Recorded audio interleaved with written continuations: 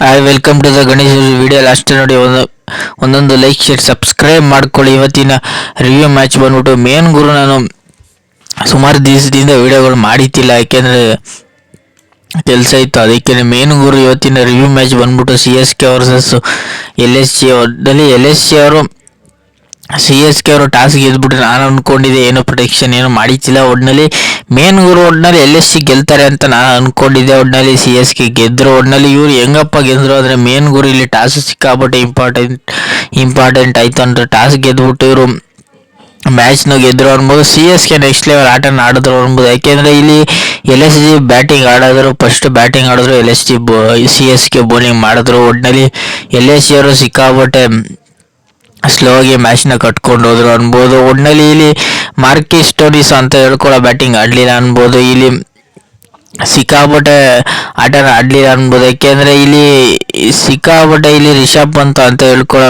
Match ಆಡಿದ್ರು, half century ಹೊಡೆದ್ರು. ಇಲ್ಲಿ ಪಾರ್ಟ್ನರ್ಶಿಪ್ ಚೆನ್ನಾಗಿ ಬಿಲ್ಡ್ ಆಗಲಿಲ್ಲ, ಅದಕ್ಕೆ ಸಿಕ್ಕಾಪಟ್ಟೆ ಸ್ಕೋರ್ಗಳು ಕಡಿಮೆ ಆಯಿತು ಅನ್ಬೋದು. ಇಲ್ಲಿ ಮಾರ್ಕಿಸ್ ಸ್ಟೋನಿಸ್ ಆಗಲಿ ಇಲ್ಲಿ ಅಂತ ಹೇಳ್ಕೊಳ್ಳೋ ನಿಕೋಲಸ್ ಪೂರನ್ ಬೇಗನೆ ಔಟ್ ಆದರು. ಮೇನು ಇಲ್ಲಿ LSG ಬ್ಯಾಟಿಂಗ್ಗೆ ಬಂದ್ಬಿಟ್ಟು ನಿಕೋಲಸ್ ಪೂರನ್ ತುಂಬ ಚೆನ್ನಾಗಿ ಆಡ್ತಾರೆ, ಅವರು ತುಂಬ ಚೆನ್ನಾಗಿ ಆಡಿಲ್ಲ. ಇಲ್ಲಿ ಡೇವಿಡ್ ಮಿಲ್ಲರು ಅಷ್ಟೇ ತುಂಬ ಚೆನ್ನಾಗಿ ಆಡಲಿಲ್ಲ. ಅದರಿಂದನೇ ಮ್ಯಾಚು ಟರ್ನಿಂಗ್ ಅನ್ನೋದಕ್ಕಿಂತ ಅದು ಟರ್ನಿಂಗ್ ಪಾಯಿಂಟ್ ಆಯಿತು. ಒಟ್ಟಿನಲ್ಲಿ ನಿಕೋಲಸ್ ಪೂರನ್ ಒಟ್ಟಿನಲ್ಲಿ ಔಟ್ ಆದ ತಕ್ಷಣ ಇಲ್ಲಿ ಮ್ಯಾಚ್ ಸಿಕ್ಕಾಬಿಟ್ಟು ಟರ್ನಿಂಗ್ ಆಯಿತು ಅನ್ಬೋದು. ಇವರು ಪವರ್ ಪ್ಲೇಯಲ್ಲಿ ಇವರು ವಿಕೆಟ್ ಕಳ್ಕೊಂಡ್ರು, ಅದರಿಂದನೇ ಮ್ಯಾಚ್ನ ಕಳ್ಕೊಂಡ್ರು ಅನ್ಬೋದು. ಮಿನಿಮಮ್ ಇವರು ಪವರ್ ಪ್ಲೇಯಲ್ಲಿ 2 ವಿಕೆಟ್ ಕಳ್ಕೊಬಿಟ್ಟಿದ್ರು. ಅದರಿಂದನೇ ಇಲ್ಲಿ ಪವರ್ ಪ್ಲೇಯಲ್ಲಿ ಪೂರನ್ ಬೇಗ ಔಟ್ ಆದರೆ ಅವರಿಂದ ಇಲ್ಲಿ ಮಾರ್ಕಿಸ್ ಸ್ಟೋನಿಸ್ ಔಟ್ ಆದರು. ಒಟ್ಟಿನಲ್ಲಿ ಇಲ್ಲಿ ಬಂದವರೆಲ್ಲ ಅಂತ ಹೇಳ್ಕೊಳ್ಳೋ ಆಟ ಆಡಲಿಲ್ಲ, ಅದರಿಂದನೇ ಮ್ಯಾಚ್ ಸಿಕ್ಕಾಪಟ್ಟೆ ಟರ್ನಿಂಗ್ ಆಯಿತು. ಒಟ್ಟಿನಲ್ಲಿ CSK ಬೌಲಿಂಗ್ ಸಿಕ್ಕಾಪಟ್ಟೆ ಖಡಕ್ ಆಗಿತ್ತು ಅನ್ಬೋದು. ಏಕೆಂದರೆ ಇಲ್ಲಿ CSK ಬೌಲಿಂಗ್ ನೆಕ್ಸ್ಟ್ ಲೆವೆಲ್. ಇಲ್ಲಿ ಮಾರ್ಕಮ್ ಆಗಲಿ ಒಟ್ಟಿನಲ್ಲಿ ಇಲ್ಲಿ ಅಂತ ಹೇಳ್ಕೊಳ್ಳೋ ಬ್ಯಾಟಿಂಗು ಯಾರು ಆಡಲಿಲ್ಲ ಅನ್ಬೋದು. LSG ಕಡೆ ಇಲ್ಲಿ ರಿಷಬ್ ಪಂತ್ ಮತ್ತು ಇಲ್ಲಿ ಮಾಸ್ಟರ್ ಇಬ್ಬರು ಬಿಟ್ರೆ ಅಂತ ಹೇಳ್ಕೊಳ್ಳೋ ಬ್ಯಾಟಿಂಗ್ ಯಾರು ಆಡಲಿಲ್ಲ ಅನ್ಬೋದು. ಒಟ್ಟಿನಲ್ಲಿ CSK ಬೌಲಿಂಗು ಸಿಕ್ಕಾಪಟ್ಟೆ ಖಡಕ್ ಆಗಿತ್ತು ಅನ್ಬೋದು.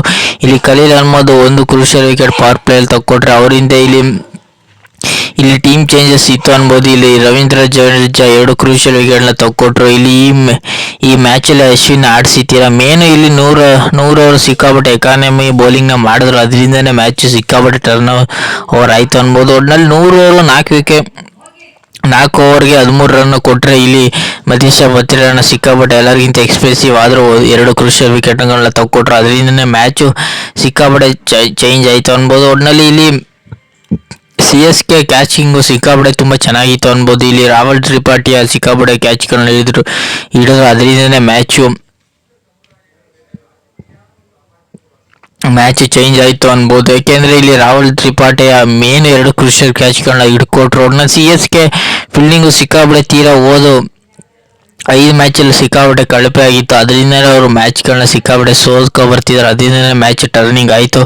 ಒಟ್ಟಿನಲ್ಲಿ CSK ಒಟ್ಟಿನಲ್ಲಿ ನಾನು ಅಂದ್ಕೊಂಡಿದ್ದೆ ಇವರು ಮಿನಿಮಮ್ 180-190 ಹೊಡಿತೀರಿ ಅನ್ಬೋದು. ಯಾವಾಗ ರಿಷಬ್ ಪಂತ್ ಒಟ್ಟಿನಲ್ಲಿ ನಿಕೋಲಸ್ ಪೂರನ್ ಹೊಡೆದ್ರು, ಔಟ್ ಆದರು, ಅವರಿಂದ ಅಂತ ಹೇಳ್ಕೊಳ್ಳೋ ಬ್ಯಾಟಿಂಗ್ ಆಡಲಿಲ್ಲ. ಒಟ್ಟಿನಲ್ಲಿ ಇಲ್ಲಿ ಸಿಕ್ಕಾಪಟ್ಟೆ ಬ್ಯಾಟಿಂಗ್ ಅವರು ಡೆಪ್ತ್ ಆಗಿದ್ರು. ಒಟ್ಟಿನಲ್ಲಿ LSG ಕರೆಕ್ಟಾಗಿ ಯೂಸ್ ಮಾಡಲಿಲ್ಲ, ಅದರಿಂದ ಮ್ಯಾಚ್ ಸಿಕ್ಕಾಪಟ್ಟೆ ಟರ್ನಿಂಗ್ ಆಯಿತು. ಒಟ್ಟಿನಲ್ಲಿ ಇವರು CSK ಅವರು ಟಾಸ್ ಇಟ್ಬಿಟ್ಟು ಬೌಲಿಂಗ್ ಆಯ್ಕೆ ಮಾಡಿಕೊಂಡ್ರು. LSG ಅವರು 166 ಚೇಸ್ ಮಾಡಕ್ಕೆ ಕೊಟ್ಟರು, 7 ವಿಕೆಟ್ ಕಳ್ಕೊಂಡು. ಒಟ್ಟಿನಲ್ಲಿ CSK 167 ಚೇಸ್ ಮಾಡಕ್ಕೆ ಬಂದರು ಗುರು. ಒಟ್ಟಿನಲ್ಲಿ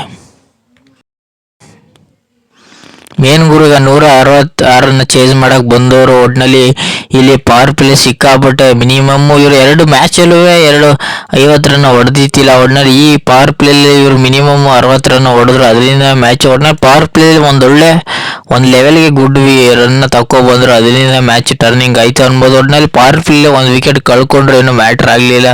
ಒಟ್ಟಿನಲ್ಲಿ ಇಲ್ಲಿ ರಚಿನ್ ರವೀಂದ್ರ ತುಂಬ ಚೆನ್ನಾಗಿ ಆಡಿದ್ರು. ಈ ಮ್ಯಾಚಲ್ಲಿ ಗಾಯಕ್ವಾಡ್ ಸಿಕ್ಕಾಪಟ್ಟೆ ಇಂಜುರಿಯಿಂದ ಮ್ಯಾಚ್ ಟರ್ನಿಂಗ್ ಆಯಿತು, ಅವ್ರನ್ನ ಆಡಿಸ್ತಿಲ್ಲ. ಒಟ್ಟಿನಲ್ಲಿ ಧೋನಿಯ ಕ್ಯಾಪ್ಟನ್ಸಿ ತುಂಬ ಚೆನ್ನಾಗಿತ್ತು, ಅದರಿಂದ ಮ್ಯಾಚ್ ಟರ್ನಿಂಗ್ ಆಯಿತು ಅನ್ಬೋದು. ಒಟ್ಟಿನಲ್ಲಿ ರಚಿನ್ ರವೀಂದ್ರ ಮತ್ತು ಅವ್ರ ಜೊತೆ ಇನ್ನೊಬ್ಬ ಬಂದಿದ್ದ ಬ್ಯಾಟ್ಸ್ಮನ್ ಅವರಿಬ್ಬರು ಒಂದೊಳ್ಳೆ ಪಾರ್ಟ್ನರ್ಶಿಪ್ನ ಮಾಡಿಕೊಂಡು ಬೇಗನೆ ಔಟ್ ಆದರು. ಒಟ್ಟಿನಲ್ಲಿ ರಾಹುಲ್ ತ್ರಿಪಾಠಿಯ ಬೇಗ ಔಟ್ ಆದರೆ, ಅವರಿಂದ ರವೀಂದ್ರ ಜಡೇಜನು ಬೇಗ ಅವರಿಂದನೇ ಔಟ್ ಆದರು. ಒಟ್ಟಿನಲ್ಲಿ ಇಲ್ಲಿ ಶಿವಮ್ ದುಬೆ ಮತ್ತು ವಿಜಯ್ ಶಂಕರ್ ಔಟ್ ಆದ್ರು. ಒಟ್ನಲ್ಲಿ ಶಿವಮ್ ದುಬೆ ಎಲ್ಲರ ಜೊತೆನೂ ಒಂದೊಳ್ಳೆ ಪಾರ್ಟ್ನರ್ಶಿಪ್ನ ಮಾಡ್ಕೊ ಬಂದರು. ಒಟ್ನಲ್ಲಿ MS ಧೋನಿ ಮತ್ತು ಶಿವಮ್ ದುಬೆ ಒಟ್ನಲ್ಲಿ ಲಾಸ್ಟ್ವರೆಗೂ ಇದ್ದು ಮ್ಯಾಚ್ನ ತಗೊಬಂದರು ಅನ್ಬೋದು. ಒಟ್ನಲ್ಲಿ ನನ್ನ ಪ್ರಕಾರ ಇಲ್ಲಿ 15ನೇ ಓವರ್ವರೆಗೂ ಧೋನಿ ಬಂದಿತ್ತಿಲ್ಲ. ಒಟ್ನಲ್ಲಿ ಧೋನಿ ಬಗ್ಗೆ ಸುಮಾರು ಜನ ಮಾತಾಡ್ತಿದ್ರು. ಅವರು ಮ್ಯಾಚು ಗೆಲ್ಲೋ ಮೂಮೆಂಟಲ್ಲೂ ಬರಲ್ಲ, ಸೋಲೋ ಮೂಮೆಂಟಲ್ಲೂ ಬರಲ್ಲ, ಯಾವಾಗಲೂ ಒಂದು ಗ್ಯಾಪಲ್ಲಿ ಬಂದ್ಬಿಟ್ಟು ಸುಮ್ಮನೆ ಆಡ್ಕೊ ಹೋಗ್ತಾರೆ ಹೊರತು ಅಂದ್ಬಿಟ್ಟು ಈಗ ಲಾಸ್ಟ್ವರೆಗೂ ನಿಂತು ಮ್ಯಾಚ್ನ ಗೆಲ್ಸ್ಕೊಟ್ರು ಅನ್ಬೋದು. ಒಟ್ನಲ್ಲಿ ಮೇನ್ ಗುರು ನನ್ನ ಪ್ರಕಾರ ಇಲ್ಲಿ ಮ್ಯಾಚ್ ಓವರಿಂಗ್ ಆಗಿದೆ. ನನ್ನ ಪ್ರಕಾರ ಇಲ್ಲಿ 15ನೇ ಓವರಿಂದ ಮ್ಯಾಚ್ ಟರ್ನಿಂಗ್ ಆಯಿತು. ಯಾಕೆಂದರೆ ಧೋನಿ ಬಂದು ಸಿಕ್ಕಾಪಟ್ಟೆ ಅಗ್ರೆಸಿವ್ನೆಸ್ ತೋರಿಸ್ರು ಅನ್ಬೋದು. ಇಲ್ಲಿ ಶಾಕರ್ ಠಾಕೂರ್ ಮ್ಯಾಚ್ನ ಚೇಂಜ್ ಮಾಡೋಕ್ಕಾಗಲಿಲ್ಲ. ಯಾಕೆಂದರೆ ಅವರು ಸಿಕ್ಕಾಪಟ್ಟೆ ಎಕ್ಸ್ಪೆನ್ಸಿವ್ ಆದರು. ಲಾಸ್ಟು 18-19ನೇ ಓವರಲ್ಲಿ ಒಂದು ನೋ ಬಾಲು, ಒಂದು ಫ್ರೀ ಹಿಟ್ಟು, ಸಿಕ್ಕಾಪಟ್ಟೆ ಎಕ್ಸ್ಪೆನ್ಸಿವ್ ಆದರು. ಒಂದು ವಿಕೆಟ್ ತೆಗಿಲಿಲ್ಲ. ನನ್ನ ಪ್ರಕಾರ ಇಲ್ಲಿ ರವಿ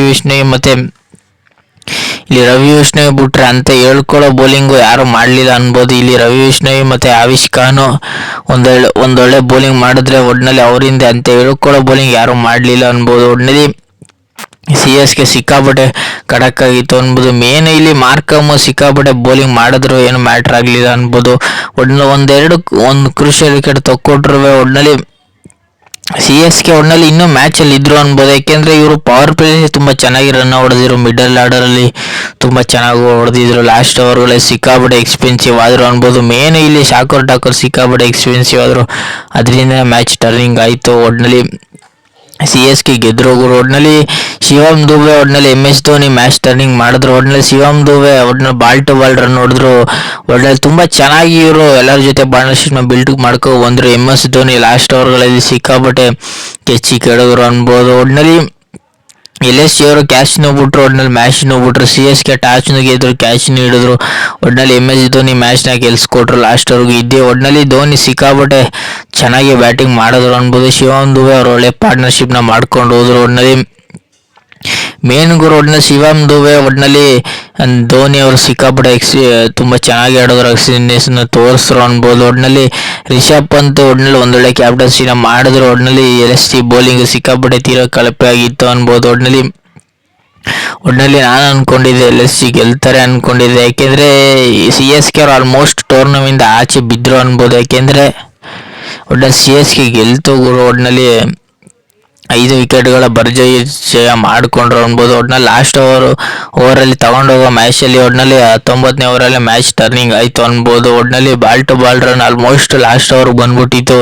ಒಟ್ನಲ್ಲಿ CSK ಗೆದ್ರು ಗುರು. ಒಟ್ನಲ್ಲಿ ಈಗ ಟೇಬಲ್ ಪಾಯಿಂಟ್ಸ್ ಕಡೆ ನೋಡೋದಾದ್ರೆ IPL ಟೇಬಲ್ ಪಾಯಿಂಟ್ಸು ಮೇನು ಇಲ್ಲಿ GT ಸಿಕ್ಕಾಪಟ್ಟೆ ಟಾಪಲ್ಲಿ ಇದ್ದಾರೆ ಅನ್ಬೋದು. ಅವರು ಒಟ್ನಲ್ಲಿ ಪ್ಲೇ ಆಫ್ಗೆ ಆಗೋ ಚಾನ್ಸಸ್ ಒಟ್ನಲ್ಲಿ 99% ಇದೆ ಅನ್ಬೋದು. ಒಟ್ನಲ್ಲಿ DC ಪಂಜಾಬ್ GT ಒಟ್ನಲ್ಲಿ ಪ್ಲೇ ಆಫ್ಗೆ ಕ್ವಾಲಿಫೈ ಆಗೋ ಚಾನ್ಸಸ್ ಸಿಕ್ಕಾಪಟ್ಟೆ ಅನ್ಬೋದು. ಒಟ್ನಲ್ಲಿ ಮಿನಿಮಮ್ 4 ಟೀಮು ಹೇಳೋದಾದ್ರೆ ಒಟ್ನಲ್ಲಿ DC GT LSG ಒಟ್ನಲ್ಲಿ ಪಂಜಾಬ್ ಒಟ್ನಲ್ಲಿ ಕ್ವಾಲಿಫೈ ಆಗೋ ಚಾನ್ಸಸ್ ಸಿಕ್ಕಾಪಟ್ಟೆ ಇದೆ ಅನ್ಬೋದು.